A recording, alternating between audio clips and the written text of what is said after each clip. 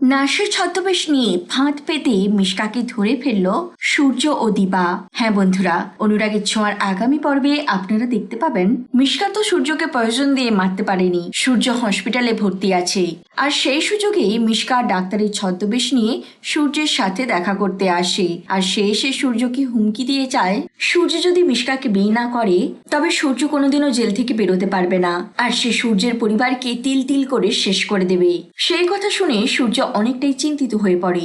এরপর দীপা যখন সূর্যের সাথে দেখা করতে আসে, সে প্রথমে দীপাকে কিছু না বললেও তারপর সে দীপাকে বলে মিশকা এসেছিল, সে আবার কালকে আসবে বলেছে।